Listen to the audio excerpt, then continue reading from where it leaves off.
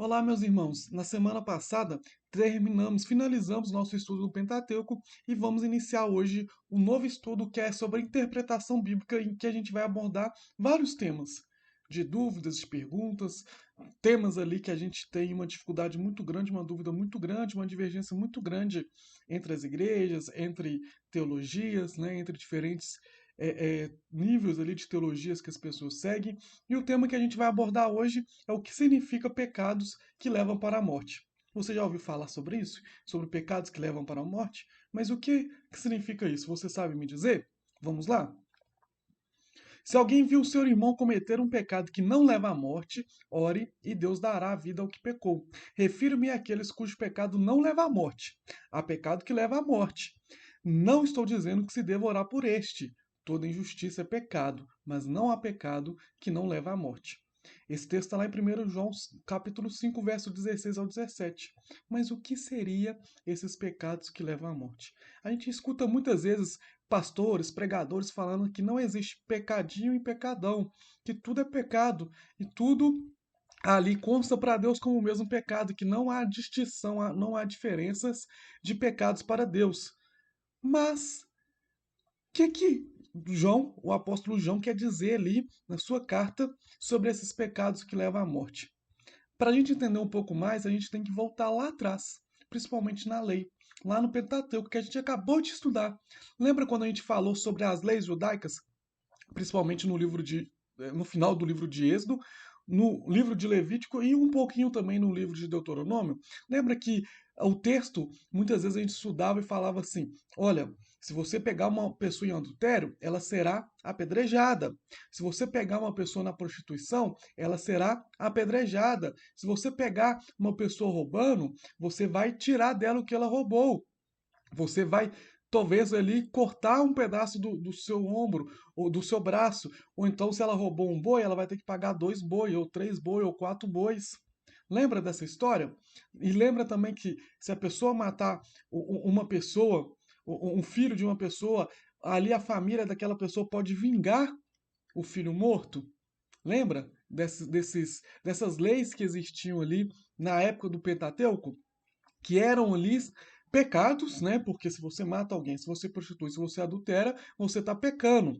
Mas esses pecados levavam à morte. João, a gente tem que entender o contexto que por mais que João escreve ali no Novo Testamento, João era judeu e ele aprendia toda a cultura judaica.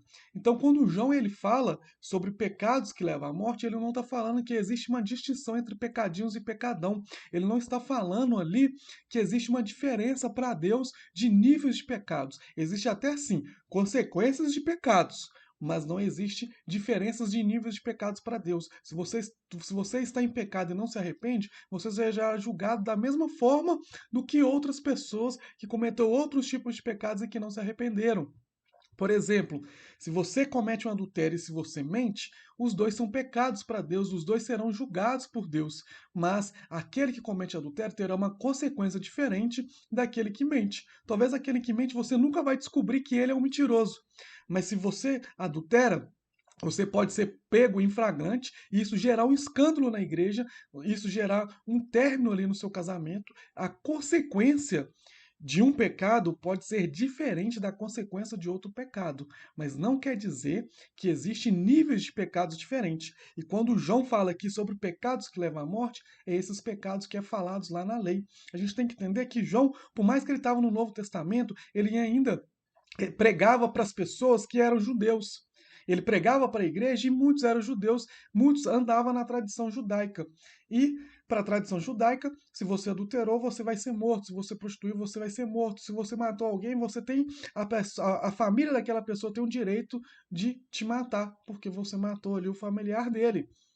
Muitas vezes esses, esses assassinatos, né, entre aspas, que ocorria se você prostituía, você era apedrejado até a morte, não era ali uma espécie de assassinato como a gente entende hoje no contexto do século XXI, mas era uma purificação daquela pessoa de toda a comunidade. É você tirar o pecador da comunidade para aquele pecador não afetar a comunidade. Esse era o significado ali da morte, ali do apedrejamento ali de um pecador.